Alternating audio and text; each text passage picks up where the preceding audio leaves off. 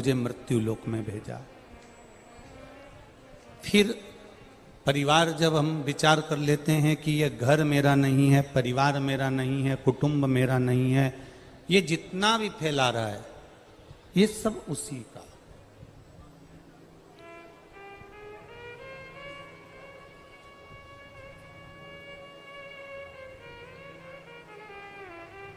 और जिस दिन हमने ये विचार कर लिया कि ये घर, ये परिवार, ये कुटुंब, ये कबीला, ये नाते, ये रिश्ते, ये सब कुछ हमारे है ही नहीं। हमने जिस दिन उस विश्वनाथ पर, राम पर, कृष्ण पर, दत्त पर, तुम्हारी जिसमें श्रद्धा है, तुमने अगर उस पर छोड़ दिया तो फिर वो परिवार, वो घर तुम्हारा नहीं रहेगा, वो मेरे शंभु विश्वनाथ का हो जाएगा, वो मेरे राम और कृष्ण का होगा।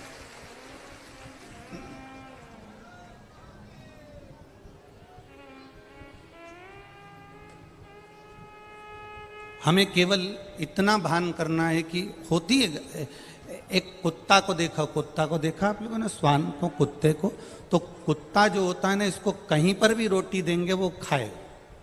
बोलो खाएगा कि नहीं खाएगा? कुत्ता जो होता है उसको कहीं पर भी रोटी दो वो खाता है।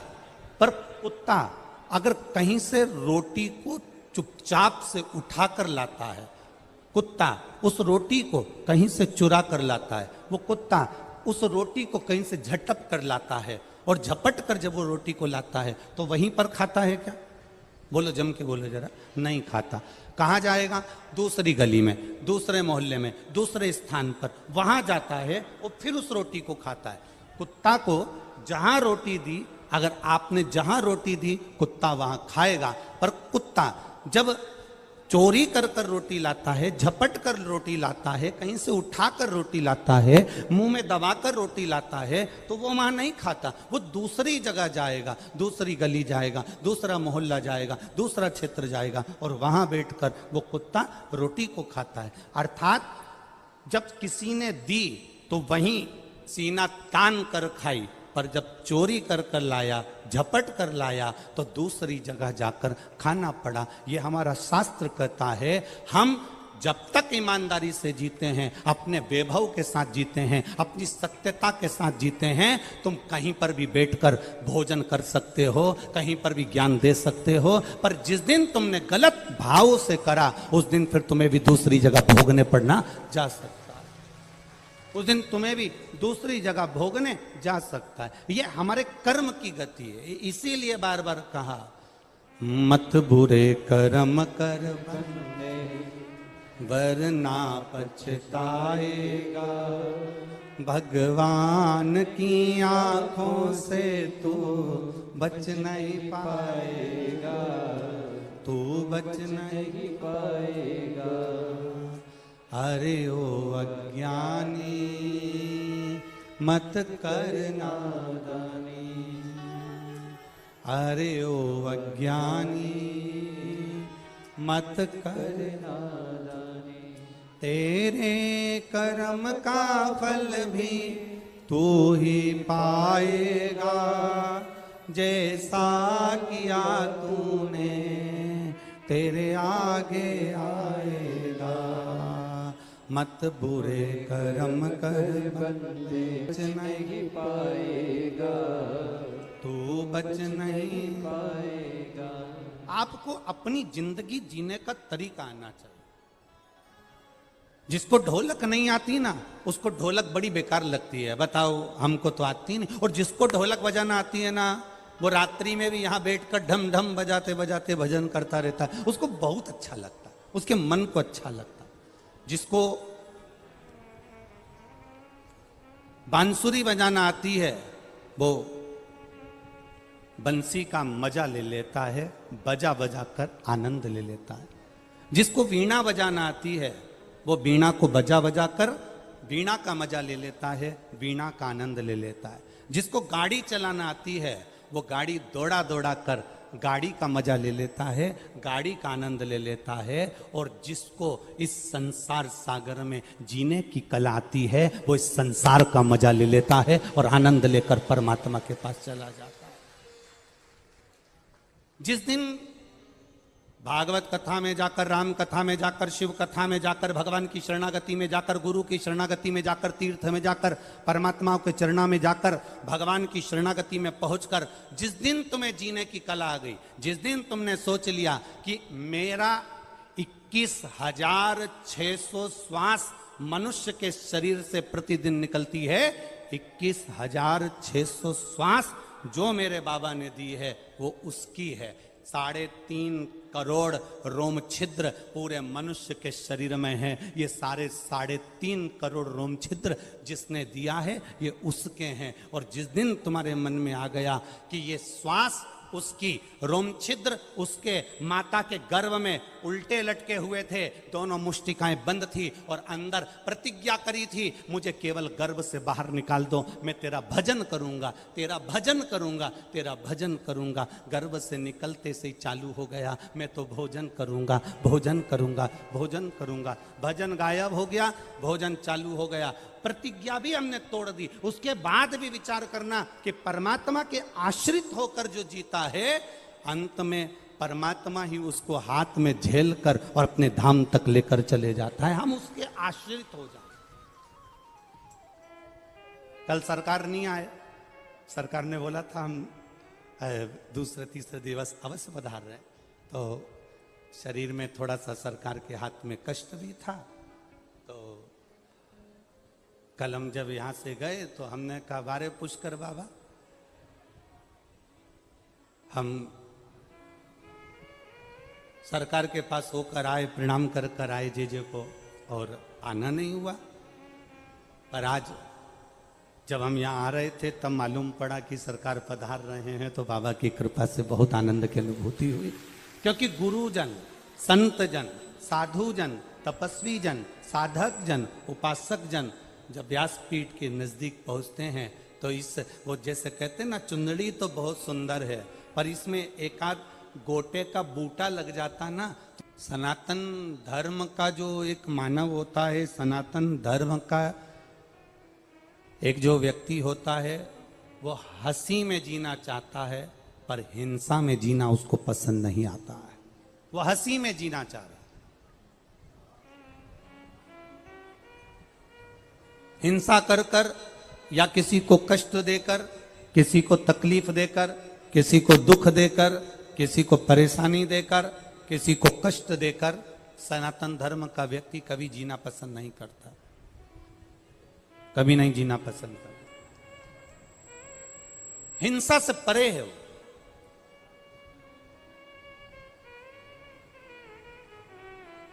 मेरे देवादिदेव महादेव, और देखो अन्य देवताओं का क्रम उठाकर देखिएगा, उन्होंने असुरों का संहार किया।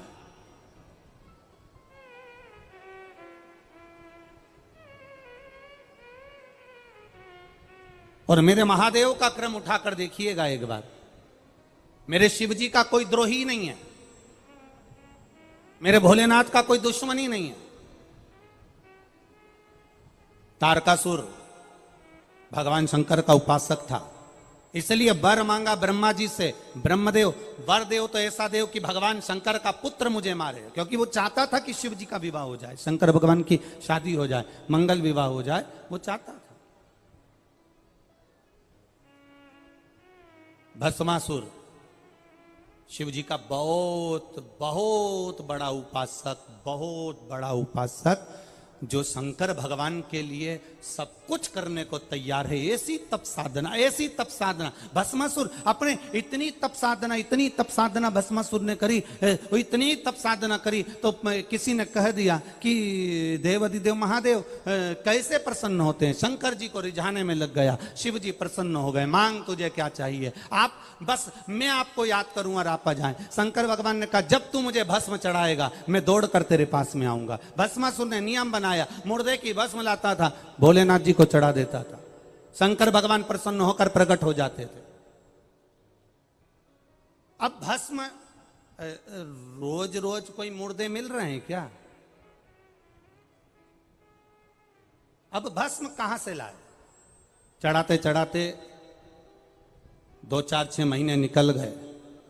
एक दिन मुर्दे की भस्म ढूंढने के लिए, मुर्दे की भस्म को पाने के लिए ढूंढने के लिए सब जगह गया भस्मासुर, पर भस्म नहीं मिली उसको, उसको भस्म नहीं मिली।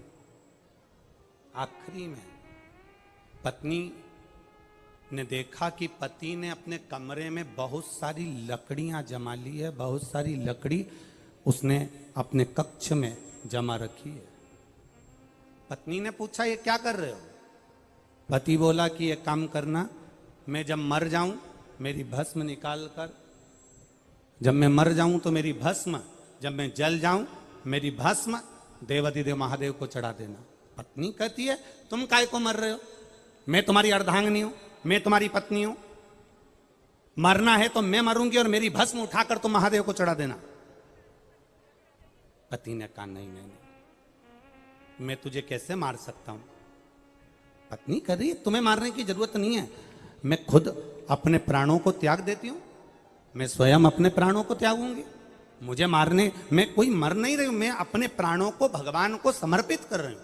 और पत्नी ने चारों तरफ लकड़ी लगाई और बस जलने के लिए तैयार हो रही थी। इतने में पत्नी ने अपने पति से कहा अपन दोनों को मरने से कोई मतलब नहीं है, अपन तो ना तुम मरो ना हम मरे, एक काम कर दो, शंकर भगवान की इतनी आराधना करो कि भस्म की फैक्ट्री डलवा दो।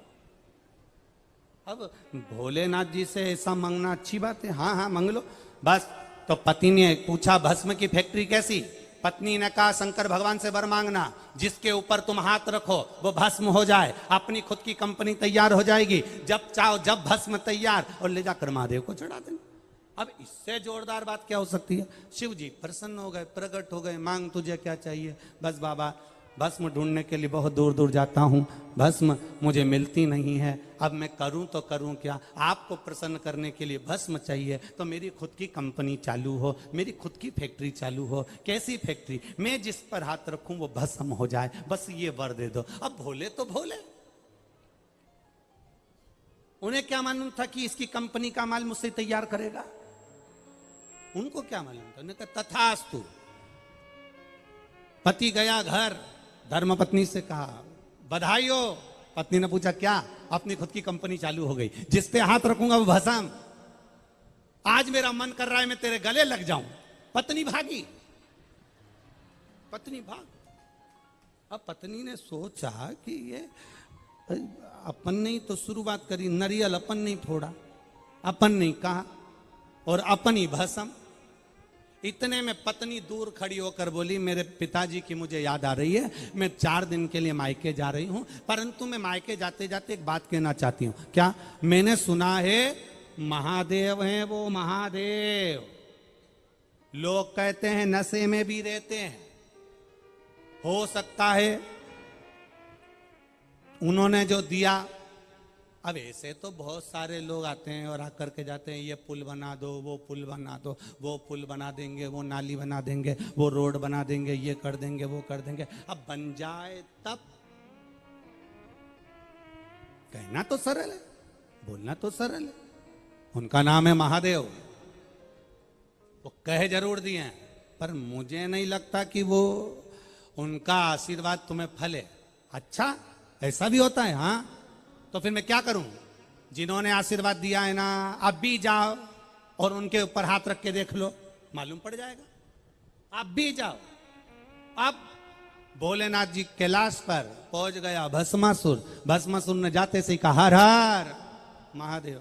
जब हर हर महादेव कहा, हर हर महादेव कहते से शिव जी ने पूछा क्या बात है भस्मासुर, कैसे आना हुआ? भस्मासुर कहते हैं प्रभु बस आपने जो वर दिया था ना उसको मेरे को प्रैक्टिकल करके देखना है। क्या प्रैक्टिकल करना है? आपके ऊपर हाथ रख के देखना। शंकर भगवान ने पार्वती से कहा मैं जा रहा भगवान नारायण के घर, तू ऐसा कर थोड़े दिन मायके घूम कर आ जा। लक्ष्मी जी बोली मेरी माँ ख्याति देवी तो खुद यहां आई हुई है अपने बेटी से मिलने के लिए।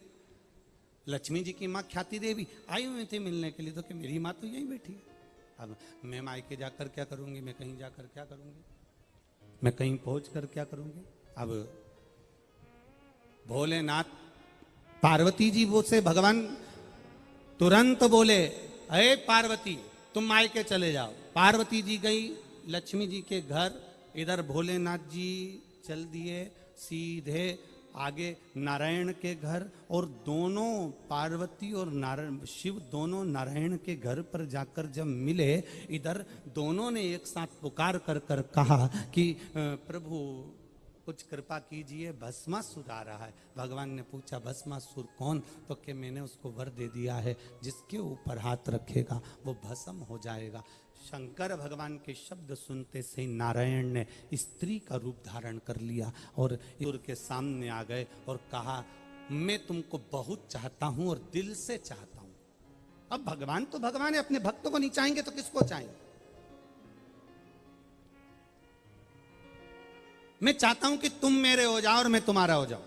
भस्मासुर ने नारायण का इतना सुंदर स्वरूप देखा, देखते सी कह दिया हम भी आपको चाहते हैं, आप हमसे विवाह कर लो। भगवान ने कहा बिल्कुल पक्का है, पर मेरी एक जिद है, मेरा एक संकल्प है। क्या संकल्प, क्या जिद?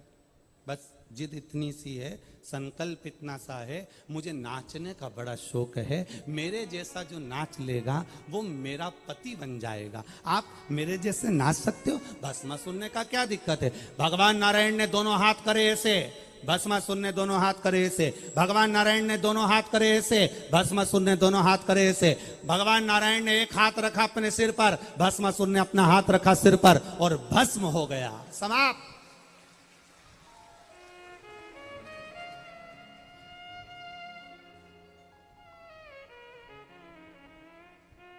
शिव का ना कोई एक भी शत्रु, एक भी असुर, एक भी राक्षस शिव के द्रोही नहीं है, दुश्मन नहीं।